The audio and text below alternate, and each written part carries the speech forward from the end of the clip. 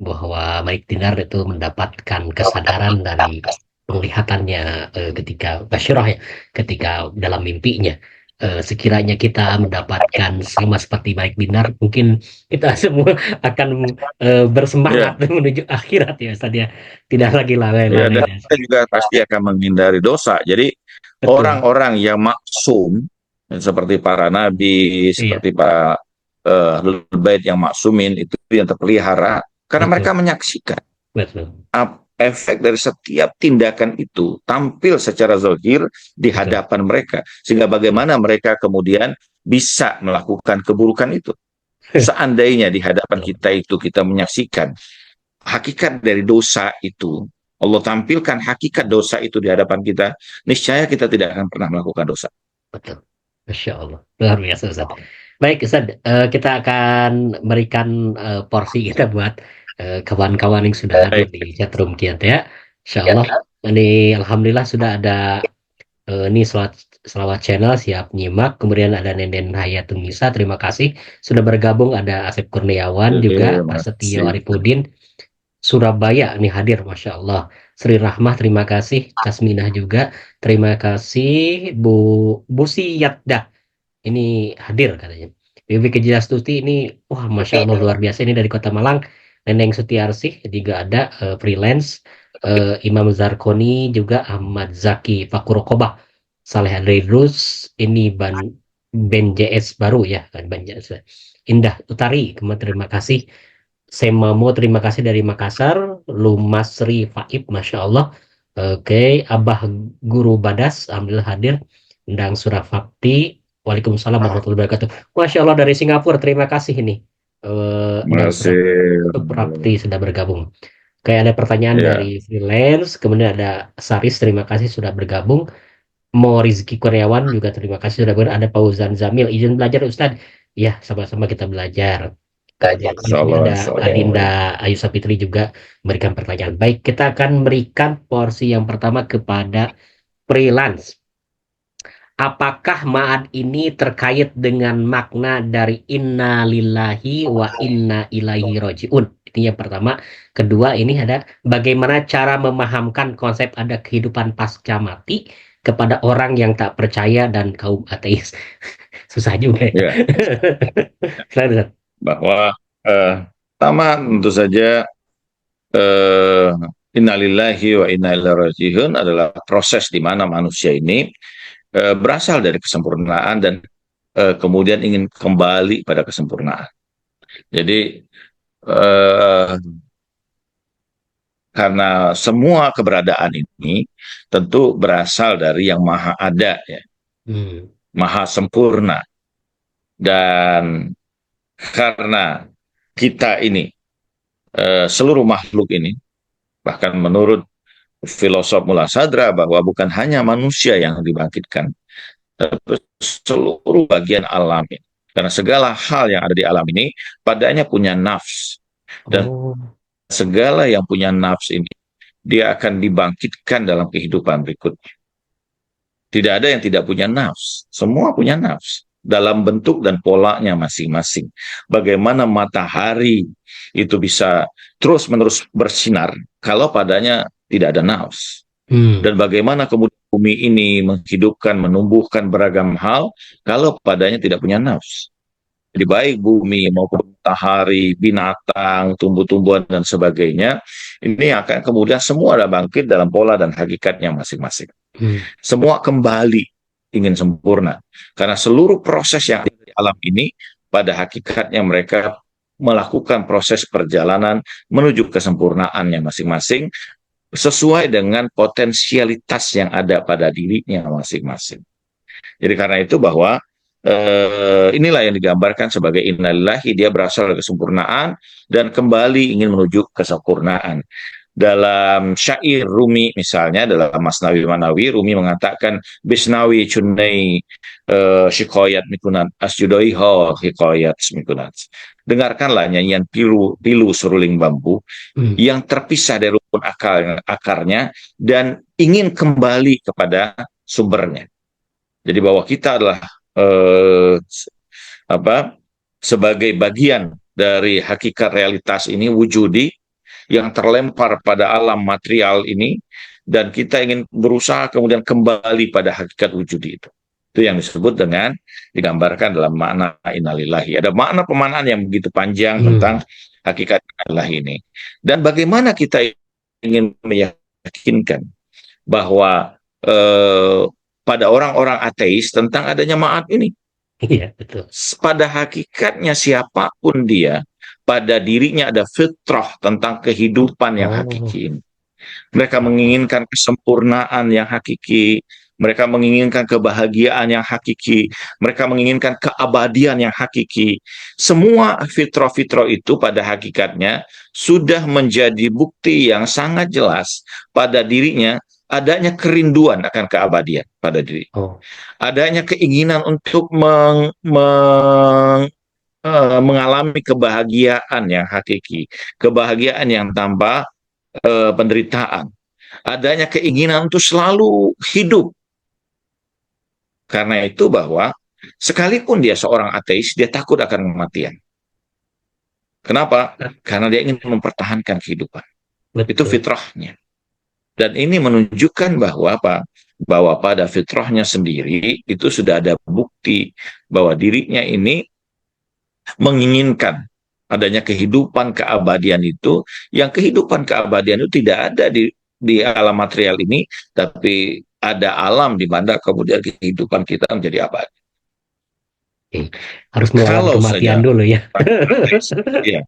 Orang ateis itu mendengarkan fitrahnya, tidak kemudian menutupi apa yang ada pada fitrahnya, itu sudah cukup menjadi bukti akan keabadian, akan adanya alam kehidupan setelah kehidupan ini. Akan adanya sesuatu yang bersifat non-materi. Jadi karena itu adalah satu hal yang dia hanya berusaha untuk mengingkari sesuatu yang sudah nyata di hadapannya. Oke, baik Ustaz. Kita nyambung nih dengan pertanyaan dari Sri Rahmah. Sri Rahmah ada 3 pertanyaan. Kita bacakan yang pertama. Hari ini kita berada di era informasi yang sangat terbuka, sehingga diketahui ada ateis, agnostik, religius, dan spiritualis. Apakah klaim agama tentang alam akhirat benar-benar bisa dibuktikan kebenarannya? Pembenarannya secara ilmiah atau apa ini ya? Ya. Pertama tentu bahwa ada fitrah manusia, ya. Fitrah itu yang tadi. Bahwa manusia percaya ada hal-hal yang gaib, artinya ada kehidupan di balik alam materi ini. Yang kedua, bahwa pembuktian berdasarkan rasio akal manusia. Oh, rasio. Terjadi kezaliman dalam kehidupan ini, di mana orang-orang zalim itu misalnya, dia tidak mengalami hukuman. Ada orang-orang yang soleh mengalami penderitaan. Mereka mazlum dalam kehidupan dunia ini. Kalau kemudian tidak ada alam yang menjadi kemudian penegakan keadilan, maka segala hal yang Tuhan turunkan itu menjadi suatu hal yang sia-sia, menjadi suatu hal yang tidak bermakna. Ini ada banyak bukti-bukti tentang bukti adanya kehidupan setelah kehidupan ini. Tapi seluruh bukti itu tentu saja bertumpu pada keyakinan akan adanya Tuhan. Bahwa ketika kita bisa meyakinkan dan membuktikan adanya Tuhan, maka di situ juga kita bisa membuktikan adanya alam akhirat. Dan alam akhirat adalah alam yang memang alam itu kan bukan berarti, ya, sekali lagi, kita selama ini memahami alam ini dalam batasan-batasan yang bersifat material. Padahal kata alam itu dari alamah yang menunjukkan bahwa dia tanda yang mengadreskan kita, yang menunjukkan kita tentang hakikat yang ada di baliknya. Jadi karena itulah bahwa alam itu disebut alam. Ya. Para sufi menyebut alam ini sebagai hadrah, al-hadrah. Tingkatan, ada hadratul khamsah, ada hadratul sab'ah, misalnya martabat 7. Kata hadrah itu menunjukkan kehadiran. Pada setiap Kehadiran. tingkatan ini ada kehadiran dirinya. Ini merupakan tanda tentang adanya dia. Sehingga karena itulah bahwa eh, alam itu sebenarnya bukanlah batasan-batasan material, tapi alam adalah eh, mazhar atau manifestasi dari kehidupan manusia itu. Baik, baik Ustaz, ini kayaknya menarik juga nih dari Bu Sri Rahma tuh. Bagaimana agama menolak konsep reinkarnasi yang ternyata semua hal yang berkaitan dengan kehidupan akhirat itu sebenarnya terjadi di dalam batin manusia sendiri, bahwa alam akhirat bukan alam geografis. Iya, ya, bahwa apa itu ya, Inkarnasi ya. apa yang kemudian muncul di alam batin manusia itu tidak berarti bahwa tidak ada kemudian objek apa objek eksternalnya ya gitu. Jadi tidak berarti bahwa akhirat itu hanya ada di dalam diri manusia, Hmm. tidak begitu. Dia adalah realitas ya. Ya. Bagian dari hierarki peringkat wujudi gitu. Peringkat dari hakikat keberadaan ini. Jadi kalau kita gambarkan sebagai piramida keberadaan gitu kan. Jadi apa dengan tingkatan-tingkatan yang ada padanya, maka begitulah kehidupan ini ada tingkatan-tingkatan. Setiap tingkatan itu adalah alam. Dan tentu berbeda pola, bentuk, dan sebagainya satu dengan yang lainnya. Semakin rendah alam itu, semakin terbatas. Hmm. Dan keterbatasan yang paling banyak itu adalah apa yang ada di alam material ini. Oh. Disebut dengan materi ini madah ya, karena dia terbatas dengan batasan-batasan. Tapi semakin ke atas itu semakin jadi tidak terbatas. Dan itu tidak hanya terjadi di alam batin manusia, tapi ada alam zohirnya juga ya. Karena beragam kemudian padanya ada makhluk-makhluk yang menempati setiap tingkatan itu, Oh. tingkatan alam itu. Dalam Maqamatus Sufiyah yang ditulis oleh Suhrawardi itu menjelaskan ada tingkatan yang begitu banyak alam ini. Dan setiap tingkatannya itu ada makhluk-makhluk tersendiri di alam itu yang lebih banyak dari apa yang ada di alam material. Hmm. Semakin tinggi, semakin lebih banyak lagi. Oh. Semakin tidak terbatas lagi. Dan semakin kemudian spesies atau genusnya beragam luar biasa. Jadi, dan ini menunjukkan bahwa memang ada alam eksternal itu. Alam bukan hanya alam yang bersifat alam mental, alam zihni, atau alam Hmm. alam mental manusia, tetapi juga ada alam khariji, alam yang bersifat eksternal, yang memang real, nyata adanya. Jadi ini bukan hanya hasil kemudian khayaliyah, tapi memang Hmm. real, nyata adanya alam dan seterusnya. Bahwa kita bisa berinteraksi satu dengan yang lain dan seterusnya ya. Sebagaimana misalnya dalam Al-Quran dijelaskan, bagaimana para penghuni surga itu bertanya pada para penghuni neraka, Iya, saling menyapa. masalah kakum fis sakar, gitu kan? Apa yang menyebabkan kamu masuk ke neraka sakar ini? Menunjukkan bahwa apa? Bahwa di situ terjadi komunikasi, terjadi pertemuan satu dengan yang lain. Dalam ayat yang lain Allah mengatakan bahwa apa? Irji ila rabbiki radiyatan mardiyah fadkhuli Iya. fi ibadi. Dan masuklah ke dalam golongan hamba-hamba. Artinya bahwa bukan dia sendiri ya, secara Iya. internal, tapi dia berkumpul dengan hamba-hamba yang satu genus dengan dirinya. Nah, apakah reinkarnasi kemudian terjadi? Reinkarnasi adalah tanasuh ya, dalam bahasa Arab, Masuk. di mana kemudian dimanai itu bahwa apa? Intiqalun nas minal badan ila badanil akhar, atau intiqalun nas minal jisim minal jisim ila jismil akhar. Perpindahan jiwa dari satu raga pada raga yang lain. Dan ini satu hal yang mustahil. Kenapa? Satu hal yang mustahil bahwa eh, jiwa manusia ini dalam kehidupan materialnya ini adalah hakikat dirinya yang bersifat batin. Mullah Sadra menggambarkan bahwa zohir manusia itu adalah jisim manusia itu adalah nafs dalam bentuk zohirnya, Sementara nafs itu adalah jisim dalam bentuk batinnya. Dia adalah satu kesatuan yang hakiki yang dia mengalami penyempurnaan. Yang satu kemudian bertajarud, meruhani ya. Nafs itu kemudian berkembang pada tingkatan ruhaninya, sementara jisimnya ini kemudian hancur setelah mengantarkan kemudian nafs itu pada tingkatan kesempurnaan dia yang melepas dia dari kehidupan materialnya. Ini okay.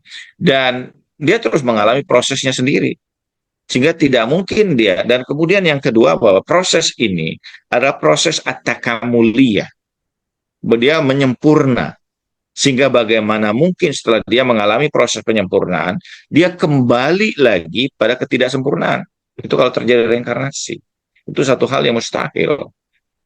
Ada banyak bukti yang diberikan oleh para filosof ya bahwa harokah itu selalu sifatnya takamul ya, menyempurna, progresif. Tapi bukan kemudian kakara dia dari sempurna kembali menjadi tidak sempurna. Itu satu hal yang mustahil. Kemudian yang kedua, banyak argumentasi dikemukakan bahwa Ibnu Sina mengemukakan batalnya tanasuh reinkarnasi itu bahwa karena raga ini, fisik ini berkembang karena ada jiwa padanya. Kalau dia tidak punya jiwa, dia tidak akan mengalami proses perkembangan. Artinya bahwa dari sejak dia nutfah, dia sudah punya jiwa yang mengembangkan dirinya. Kemudian masuk jiwa lain pada dirinya ini, sementara kemudian jiwanya itulah hakikat dirinya yang sesungguhnya, sementara masuk lagi jiwa yang lain, jiwa ini akan berada di mana? Tidak ada ruang bagi jiwa yang kedua itu. Kemudian fungsinya apa? Menjadi sesuatu yang sia-sia. Jadi karena itu adalah satu hal yang kemudian ada banyak argumentasi yang menunjukkan bahwa reinkarnasi itu suatu hal yang mustahil. Bagi saya bahwa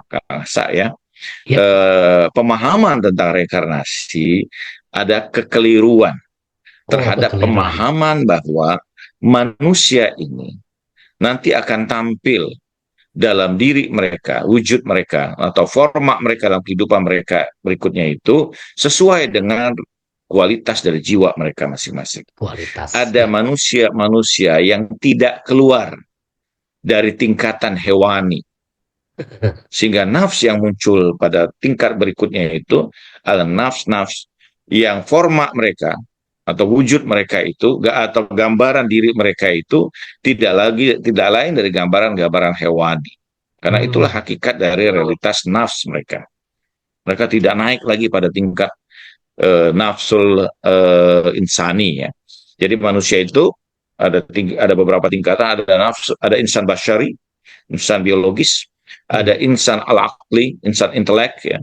Ada al-insan malakuti, insan yang sudah spiritualis ya. Malakuti. Ada al-insan al-ilahi, manusia yang sudah termanifestasikan dari hakikat ilahiyah. Ini manusia-manusia yang sempurna. Nah, manusia mengalami proses ini ya. Ada manusia yang tidak keluar dari tingkatan insan basyari ini. Dia biologis saja, syahwati saja. Dan kalau dia tidak keluar dari tingkat ini nafsu yang berkembang, yang kemudian muncul dan mendominasi tidak lebih dari nafsu hewani. Insya Allah ya, luar biasa. Nanti kita akan terlihat ya nanti di alam nanti. Baik, kita langsung masuk ke Adinda Ayu Sapitri. Ini tampaknya ada beberapa pertanyaan juga ini. Jika penggambaran mengenai ma'ad adalah menuju kesempurnaan hakiki, mengapa manusia takut jikalau kematian mendatanginya? Apakah ketakutan di sini sebabkan ketidaktahuan manusia mengenai ma'ad? Oke, nyambung dengan Bu Sri ini. Pengetahuan tentang kematian dan alam akhirat, mengapa justru terkesan begitu menakutkan? Nah nih, Masya Allah. Ya, ketakutan. Bahwa manusia ini tentu saja takut kalau dia harus mempertanggungjawabkan tindakan-tindakan dirinya. Yang kedua bahwa ketika manusia itu tidak memiliki pengetahuan apa yang akan terjadi pada kehidupan berikutnya, tentu dia mengkhawatirkan dia, menakutkan dia. Berbeda dengan orang-orang yang mungkin sudah memahami apa yang terjadi di alam berikutnya dan sebagainya, ya, tidak lagi menakutkan. Yang ketiga bahwa adamul ma'rifat, ketiadaan makrifat, tiadaan pengetahuan terhadap kehidupan berikutnya itu, Oh, sehingga ketetapan. mereka kemudian takut akan kehidupan berikutnya ya. Penggambaran bahwa kehidupan itu kesirnaan, kemudian penyiksaan dan sebagainya, itu yang kemudian membuat manusia itu menjadi takut terhadap kehidupan berikutnya, terhadap kematian ya. Kemudian yang keempat, bahwa apa yang menyebabkan ketakutan manusia itu karena hubud dunianya, kecintaan pada dunianya. Kecintaan pada manusia secara alamiah itu takut terpisah dengan apa yang dia cintai. Sehingga dia Takut berusaha ya. untuk mengikat dirinya, sehingga semakin dia berusaha mengikat dirinya dengan apa yang dicintai itu, semakin apa yang bersifat material itu akan mengikat dirinya. Sehingga Hmm, semakin takutlah dia terpisah dengan segala hal yang kemudian selama ini mengikat hatinya. Berbeda orang yang terikat hatinya dengan hal-hal yang bersifat ruhania, bahwa kematian bagi dia justru perjumpaan dengan apa yang dia cintai. jemput ya kematian. Makanya syahadah itu sangat dirindukan ya para Ya, orang-orang ada beriman orang itu yang ya. eh, apa ila jannatil zumara ya. Ada Iya. orang yang dipaksa masuk surga. Kenapa? Nah, ini menarik, ada pembahasan yang menarik juga bahwa karena di surga yang dia ditempatkan itu tidak ada kekasihnya. Jadi dia menginginkan surga yang kemudian jauh di atas itu. Siapa kekasihnya? Ya Rasulullah Shallallahu Alaihi Wasallam, Sallallahu alaihi Al-Ma'sumin wasallam. alaihi wasallam, para kekasih-kekasih Allah. Mereka adalah para kekasih-kekasihnya, sehingga mereka ingin berjumpa dengan tingkatnya begitu, Hmm, padahal dia belum sampai pada tingkat tersebut. Sehingga dia dipaksa untuk masuk ke dalam surga yang di situ tidak ada kekasihnya itu. Masya Allah. Kak Ustadz, ini tampaknya masih ada 4 pertanyaan lagi nih. Kita selesaikan saja ya, tidak apa-apa. Ini dari Aili. Ustadz, ini kayak nyambung yang tadi. Kalau masalah hisab amal dan dosa hanya berlaku untuk manusia. Kalau makhluk hewan, jin, malaikat, dan tumbuhan atau makhluk lainnya berlaku tidak? Kenapa? Kenapa? Jadi Eh, hisab amal dan dosa hanya berlaku untuk manusia. Apakah makhluk lain seperti hewan, tumbuhan, jin, malaikat, dan makhluk lainnya berlaku atau tidak? Mereka terbatas ya, Oh, dan terbatas. mereka dibangkitkan dengan keterbatasan itu. Jadi kan mereka tidak bisa menikmati ya di situ karena mereka tidak punya Hmm. taklif. Mereka hanya apa dibangkitkan sesuai dengan eh, apa hakikat yang ada pada diri mereka saja. Bagaimana kemudian makanan-makanan atau buah-buahan yang nikmat, buah-buahan yang lezat itu Hmm. bersatu menjadi satu kesatuan yang kemudian menjadi makanan oleh para penghuni surga. Kullama Hmm. ruziku min thamarati rizqan qalu hadza ladzi ruzikna min qablu wa utubihi mutasyabiha. Ada tasyabuhnya ya. Tapi dalam bentuk yang lebih dahsyat lagi. Hmm. Tapi ada juga tumbuh-tumbuhan yang pahit, beracun, berduri dan sebagainya dikumpulkan menjadi satu dan itu menjadi makanan para penghuni neraka. Hmm. Demikian juga binatang-binatang, binatang-binatang buas dan sebagainya. Tuhan ciptakan, hadirkan dalam satu ini yang kemudian menjadi ancaman bagi kehidupan manusia dalam Hmm. penderitaan dalam kehidupan berikutnya ya. Sementara binatang-binatang yang kemudian mereka menggambarkan kebaikan, keindahan, menggambarkan kemudian kelembutan, ketundukan, itu Allah ciptakan menjadi sahabat-sahabat bagi para penghuni surga ya. Artinya bahwa semua akan dibangkitkan dan tidak ada satupun yang tersisa ya, yang memiliki nafs ya, itu saja. Hmm. Nafsi. Dan memang tidak ada sesuatu yang tidak memiliki nafs. Bahkan raga kita pun, sel-sel tubuh kita pun akan dibangkitkan sendiri Wow. sebagai kemudian penyaksi atas diri kita. Yauma nakhtimu ala afwahim wa tukallimuna aydihim wa tashhadu arjulum Masya bima kanu yaksibun. Jadi masing-masing akan dibangkitkan bahwa diri manusia ini dalam kehidupan dunia ini Tuhan tundukkan. Ada nafs-nafs sederhana yang Tuhan tundukkan untuk kemudian bekerja bagi diri manusia. Wa Hmm. sakhar lakum ma fis samawati wa ma fil ard. Kami tundukkan semua apa yang ada di langit dengan apa yang di bumi ini untuk kemudian melayani diri kamu. Dalam wujud apa? Dalam seluruh bagian sel-sel tubuh kita. Karena seluruh bagian sel-sel tubuh kita ini padanya ada nafs. Dan nafs-nafs ini akan muncul dalam proses berikutnya dalam wujud-wujud yang tentu menjadi saksi atas setiap aktivitas dan tindakan kita. Jadi dalam wasoya, Ibnu Arabi itu memberikan wasiat menarik bahwa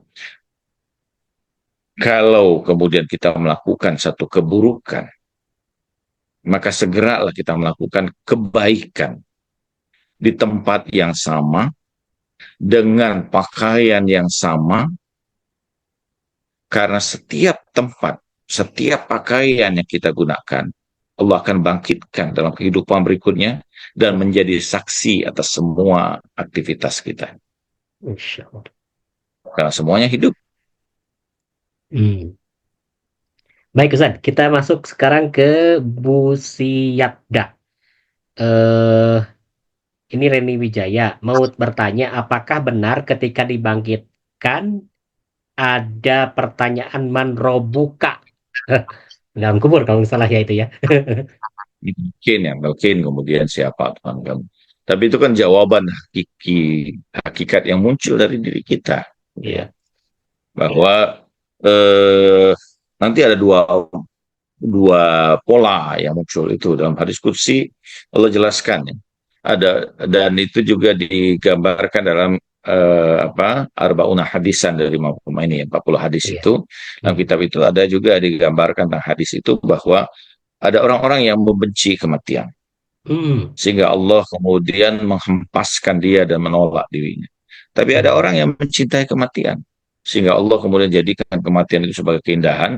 Sehingga dia kemudian, karena kematian itu jalan dia untuk berjumpa dengan Allah Subhanahu wa Ta'ala. Sehingga Allah menyambutnya dengan beragam keindahan. Allah menyambutnya dengan beragam kehangatan, kemesraan. Sehingga hamba itu ingin berlari segera ya, melepaskan diri dari ikatan kehidupan dunianya untuk berada pada alam berikutnya. Jadi dan ini kan hakikat yang muncul, termasuk pertanyaan-pertanyaan itu. Jadi pertanyaan marrobuka udah kan dalam konteks di mana kemudian dalam bahasa kita, dalam lafaz kita, Tuhan bertanya atau malaikat bertanya, siapa Tuhan kamu? Tapi itulah pertanyaan hakiki yang akan kemudian terjawab dengan apa yang ada pada batin kita masing-masing. Kalau batin kita ini tunduk pada Allah Subhanahu wa Ta'ala, maka yang muncul dari diri kita tidak lain adalah kalimatullah. Tapi kalau ketundukan kita, ikatan batin kita pada sesuatu selain daripada Allah, masih wallah, maka kita akan berbalik dan kemudian ini memunculkan sesuatu yang bertolak belakang dari hakikat Allah Subhanahu wa Ta'ala. Baik Ustaz, kita masuk lagi sekarang ke Hamzah Sodik. Apa tujuan Allah menciptakan makhluk, terutama manusia? Kenapa harus melewati ujian kalau semua sudah ditetapkan? Penetapannya dalam pola apa? Ya, bahwa Allah menetapkan proses kehidupan dan segalanya ini, tapi ini bagian dari di mana Allah Subhanahu wa Ta'ala menghadirkan manusia ini sebagai kelaziman dari hakikat wujudiyah. Ya. Jadi sebagaimana misalnya api itu menghadirkan panas, Khalik itu akan menghadirkan makhluk. Ya. Jadi itu sebagai sebuah kelaziman dari kehadiran Allah Subhanahu wa Ta'ala sebagai zat pencipta Khalik yang akan menghadirkan kemudian makhluk. Karena tidak akan ada Khalik tanpa makhluk. Jadi apa tujuannya? Dalam hadis qudsi Allah mengatakan bahwa apa? Allah mengatakan untuk kanzun makhfiyan fa'ababtu an uraf fakhalatu khalqan likai yuraf. Aku adalah perbendaharaan yang tersembunyi dan aku mencintai untuk dikenal, sehingga aku ciptakanlah beragam ciptaanku ini. Artinya bahwa segala hal ini muncul dari kelaziman diri Allah dan menghadirkan kemudian beragam makhluk sebagai manifestasi dari hakikat dirinya. Dan karena Allah menghadirkan itu dengan kecintaannya, dengan cintanya, sehingga menghadirkan seragam makhluk ini. Dan untuk apa tujuannya? Untuk mengenali hakikat Allah itu sendiri. Eh, jadi kenapa manusia ini harus melewati ujian? Ujian itu adalah upaya proses penyempurnaan manusia Hmm. untuk kembali pada hakikat kesempurnaan hakikinya, untuk sampai pada tingkat yang paling dekat dengan hakikat ilahiyah. Karena itu menjadi sebabnya. Itu yang menghadirkan dia. Sebagaimana kemudian kalau kita lihat bagaimana sungai misalnya mengalir itu Hmm. kembali pada asalnya, pada sumbernya. Demikian juga bahwa Allah menghadirkan ini untuk semua kembali kepada hakikat dirinya. Dan karena itu bahwa untuk sampai pada hakikat kesempurnaan dari ketidaksempurnaan manusia ini, dia perlu melakukan proses penyempurnaan diri dalam wujud beragam ujian, cobaan, dan sebagainya untuk sampai kemudian pada hakikat kesempurnaannya. Jadi ujian dan cobaan yang Allah berikan dan penderitaan yang mungkin dirasakan oleh manusia, sebenarnya hakikat penderitaan itu tidak ada karena keterbatasan manusia semata. Keterbatasan. Sehingga manusia menganggap itu sebagai sebuah penderitaan. Kalau manusia itu menjadi hamba yang tidak terbatas, hamba yang sempurna, bagi dia tidak ada penderitaan. Mhm.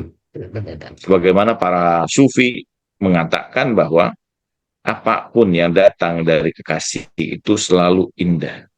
Oh, iya. Perspektif ya nantinya. Masih. Baik Ustaz, ini dari ini ya tempatnya yang terakhir nih. Dari Nunung Nurjana. Ustaz, saya pernah baca di Al-Quran bahwa setiap jiwa ada korinnya. Apakah korin itu? Dan sekarang juga lagi musim itu Ustaz yang kodam-kodam. Itu Cek gimana Ustaz? Khodam ya itu ya. Ya. Korin dan Apa kodam yang ini. maksud dengan korin? Ada banyak ayat tentang karin ini. Wa yakun syaitan lahu qarina. Ya, surat Nisa. Karin itu adalah uh, apa uh, uh, apa yang kemudian bersama mendampingi ya. Hmm. Uh, jadi barang siapa yang menjadikan wa yakun syaitan lahu qarina fasa'a qarinan. Barang siapa menjadikan syaitan itu sebagai pendamping dia, maka itu seburuk-buruk pendamping. Oh. Jadi qarin sebagai apa? Qarin itu dimaknai sebagai kemudian pendamping dirinya, ya, bersahabat, persahabatan yang kemudian dekat dengannya. Apakah kemudian Tuhan menghadirkan manusia ini dengan qarinnya?